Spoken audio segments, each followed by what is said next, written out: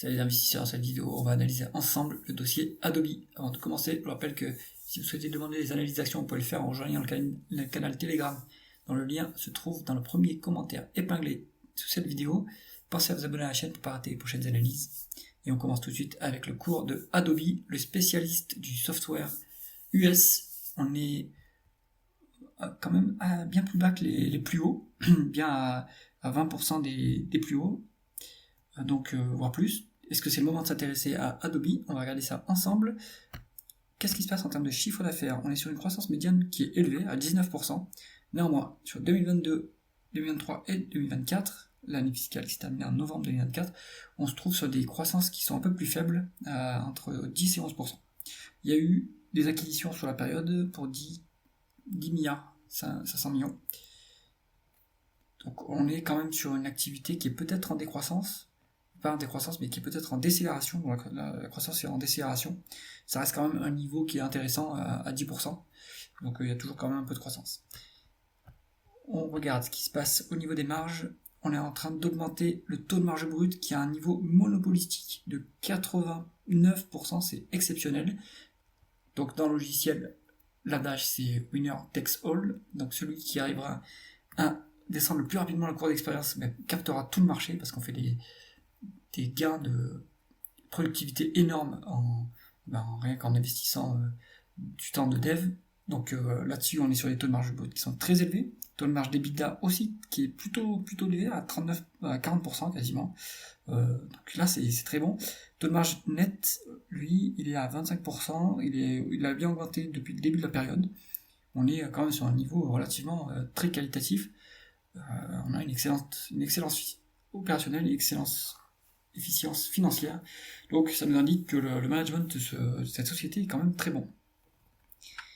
Il faudra faire gaffe aussi à la marge de free cash flow, parce qu'on peut potentiellement verser la rémunération en action aux développeurs, et dans ce cas-là, ça va impacter les bénéfices nets, mais c'est une dépense non cash. Donc les free cash flow sont plus élevés que les bénéfices nets, on va le voir après, mais voilà, si on prend la marge de free cash flow, on est même sur des niveaux normalement à 30%, 40%, donc c'est très élevé.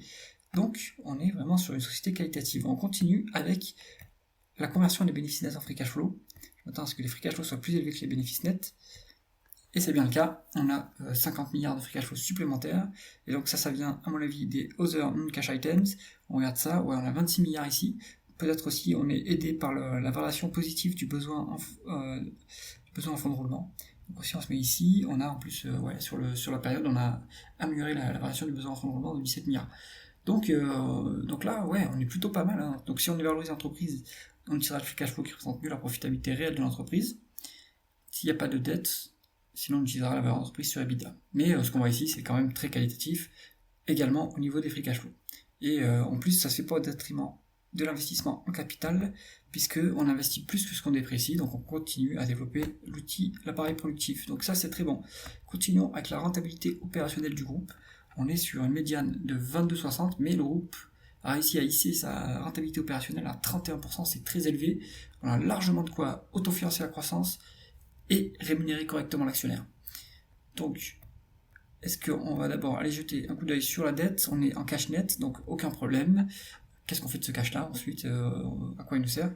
Ça reste à voir. Est-ce qu'on l'utilise pour faire des acquisitions? Mais en tout cas, c'est plus confortable d'avoir du cash que de la dette. Est-ce qu'on est bien traité en tant qu'actionnaire de Adobe? On est sur une société qui ne verse pas de dividendes, comme on peut le voir ici. Est-ce qu'elle rachète ses actions? On est sur un rachat d'actions qui est assez important depuis 2008. Donc ça, c'est intéressant. On fait plus du retour à l'actionnaire via les rachats d'actions que les dividendes, puisqu'il n'y a pas de dividendes du tout. Ça nous donne une rentabilité d'actionnaire de 2,64%. C'est quand même pas mal pour une société qui continue à croître assez rapidement. Ce qu'on veut voir aussi, c'est quelle est la proportion de rémunération des ingénieurs, des salariés en actions. On a, donc ça je pense que c'est un bug, mais on a quand même un peu de 10% du chiffre d'affaires qui est 8% qui est versé en actions aux salariés. Mais on rachète des actions, donc ça compense largement cette dilution qui vient du paiement en actions des salariés. Donc tout ce qu'on voit ici, c'est très qualitatif. On continue avec la valorisation de Adobe.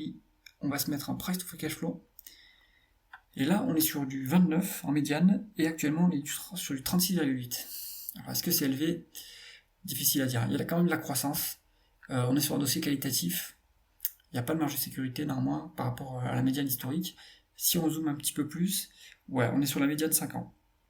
Donc, on pourrait dire qu'on est, on est à la rigueur correctement valorisé sur le dossier, ni survalorisé, ni sous-valorisé.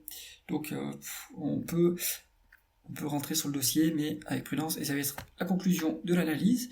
Adobe, c'est peut-être bien pour du moyen terme, du 3 à 5 ans, je pense, du 3 ans et plus, parce qu'on est quand même sur des multiples un peu élevés, mais il y a quand même une bonne génération de free cash flow, il y a quand même une bonne croissance qui est toujours au rendez-vous, l'entreprise rachète ses actions, donc ça remue l'actionnaire, donc ça lui assure quand même d'avoir un rendement correct.